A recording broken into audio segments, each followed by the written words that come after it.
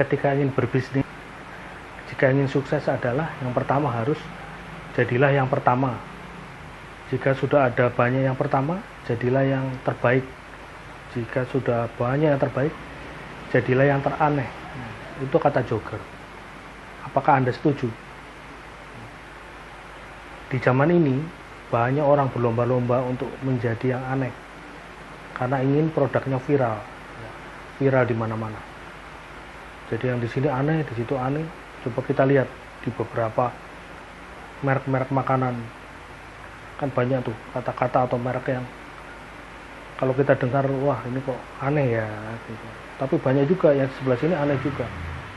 Karena banyak yang aneh kan kita juga jadi terbiasa dengan hal aneh. Di YouTube juga, di YouTube membuat YouTube yang aneh juga banyak sekali. Jadi, mereka berusaha mencari konten yang kira-kira bisa mendulang subscriber. Jadi diciptakanlah konten-konten supaya viral banyak sekali. Dan produk itu biasanya kita yang awam karena terlalu sering disuguhi dengan hal aneh, akhirnya berpikir juga apa ya ini konyol sekali ya, paling seperti ini gitu ya. Akhirnya kita menggunakan logika berpikir otak kiri ya, logika berpikir otak kiri yang kita sudah berhitung kalau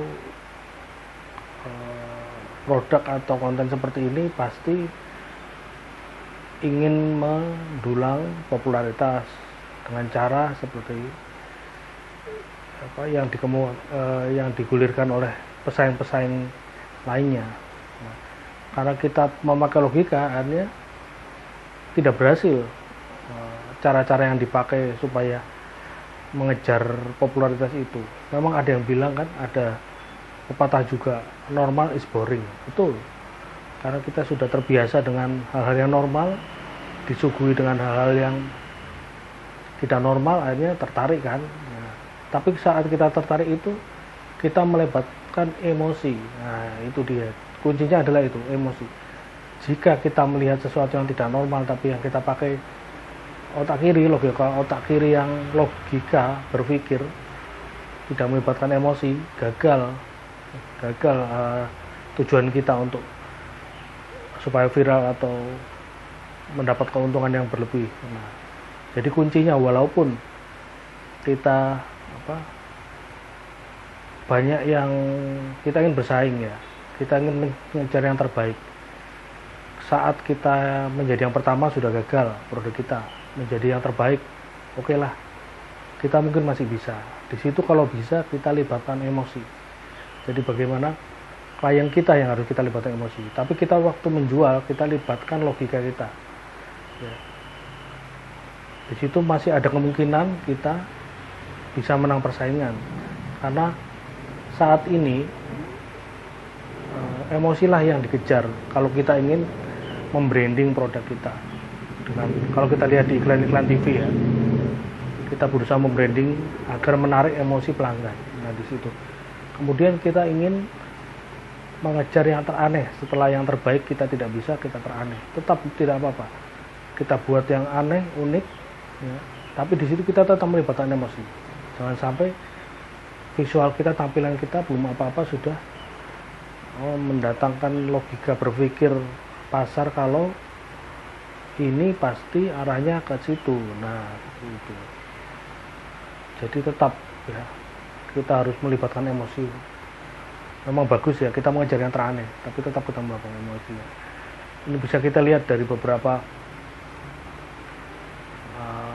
akun-akun YouTube yang memang banyak sekali saat ini yang berderma. Nah, akun-akun yang berderma itu pasti biasanya subscribernya sangat tinggi, karena itulah yang melibatkan emosi pertama, melibatkan emosi penonton. Di situ yang dia kejar, walaupun memang sudah banyak akun sejenis, konten-konten sejenis ya. Tinggal bagaimana cara kita kalau ingin membuat lebih berbeda, ya saat membuat kontennya kita buat konsepnya yang berbeda, tapi tetap intinya ya, kita libatkan emosi dengan cara berdelma seperti itu ya.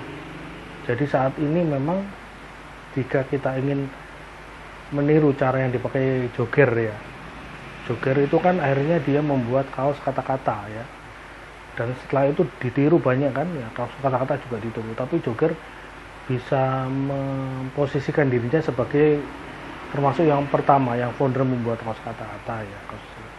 Dan di situ Jogger juga tetap melibatkan emosi ya, kemungkinan dengan cara produknya juga sebagai oleh-oleh khas Bali, dia tidak membuka cabang di daerah manapun ya, hanya di Bali sebagai oleh-oleh. Dan kedua, isi atau bahasa kaos kata-katanya sangat menarik ya, dan bisa melibatkan emosi-emosi yang lucu pada pemakainya ya. Semoga bisa menjadi pelajaran ya bagi kita semua ya. Jadi apapun, entah kita ingin jadi produk yang pertama, yang terbaik atau yang teraneh, jangan lupa libatkan emosi pelanggan kita terlebih dahulu ya. Salam sukses.